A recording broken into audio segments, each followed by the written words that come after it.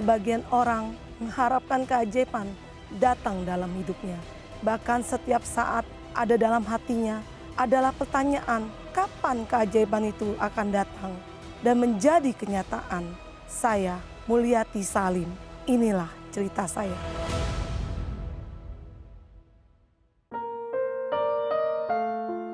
Tahun 2004, tepatnya bulan Desember, saya menikah dengan Budiman. Setelah 5 tahun kemudian, di tahun 2009, tanggal 17 November, saya tes pack. Begitu saya cek, saya sudah positif 2 bulan.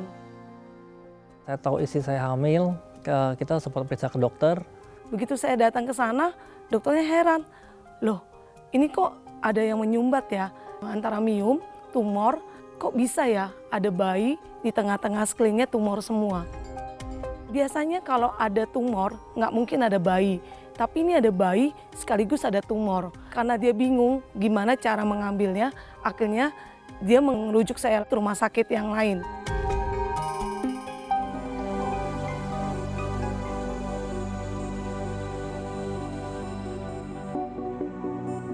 Kemudian di rumah sakit yang lain inilah saya divonis mati dalam waktu 2 minggu. Secara manusia saya bingung.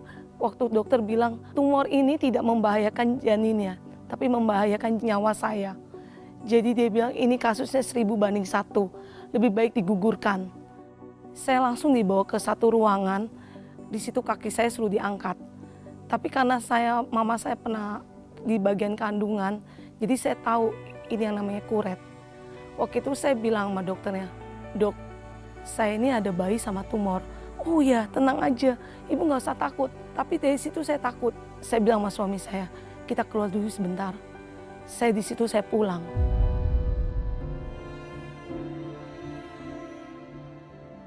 Di rumah sakit yang ketiga inilah saya mengalami yang namanya depresi.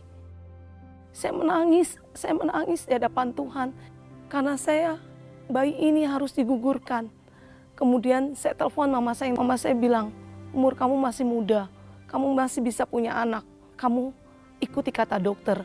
Saya bilang sama Tuhan gini, kalau saya ikuti kata dokter berarti saya sudah membunuh janin, berarti saya adalah membunuh manusia juga.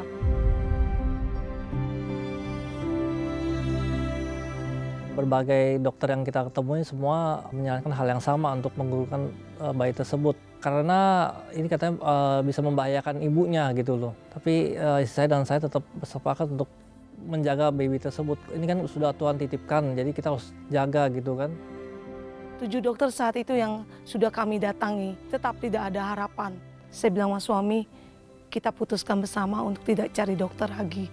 Saya di situ doa sama suami berdua sepakat, saya hanya mengandalkan Tuhan.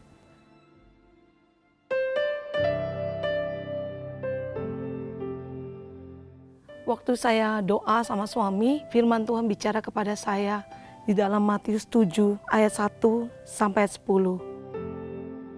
"Jika aku menemukan iman sebesar biji sesawi saja, engkau akan sembuh."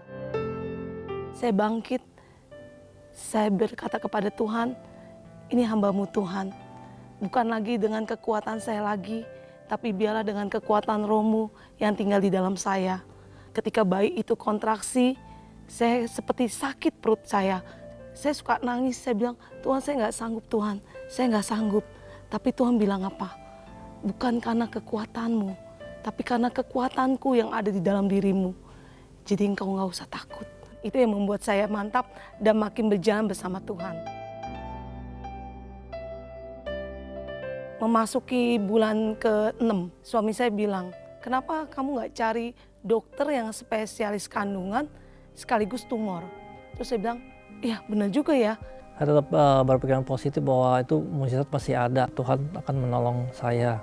Saya akhirnya bersama suami mencari dokter yang spesialis kanker tumor dan spesialis kandungan. Akhirnya di situ Tuhan menuntun saya untuk menemukan rumah sakit. Saya ceritakan kronologinya semuanya. Dokter itu bilang dia sanggup dan mampu untuk mengangkat bayi dan tumor sekaligus. 9 bulan saatnya saya melahirkan, 10% adalah kehidupan saya, 90% adalah kematian saya. Jadi Suami saya suruh teken kontrak. Setelah dia teken kontrak, dokternya tanganin. Begitu dibuka jahitannya, dokternya kaget.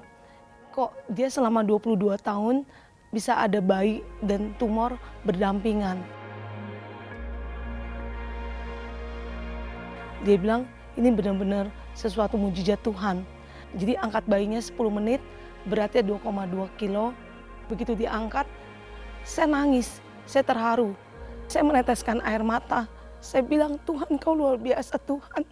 Kau berikan bayi yang luar biasa buat hidup saya. Pas lagi masuk ke kamar operasi waktu itu kan 10 menit kemarin terdengar suara baby. Waktu itu saya bersyukur gitu, saya sempat terharu gitu. Tuhan ternyata anak itu Tuhan titipkan gitu. Akhirnya dia berhasil gitu loh, berhasil lahir kan.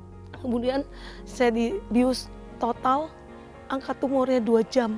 Semuanya ada 14, ada 3 kilo kurang lebih. Saya sungguh merasa kagum sama Tuhan.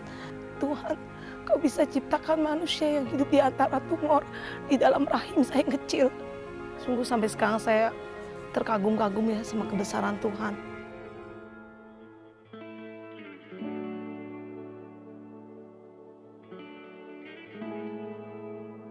Tuhan yang begitu baik buat saya gitu, buat istri saya. Tuhan banyak campur tangan gitu di tengah-tengah kesulitan saya. Tuhan banyak campur tangan. Saya mengucap syukur banget walaupun dengan keadaan keuangan kami yang pas-pasan ya waktu itu ya. Ketika saya mengalami Kristus, saya mengalami mujizat itu. Dan saya percaya sampai hari ini mujizat itu masih ada.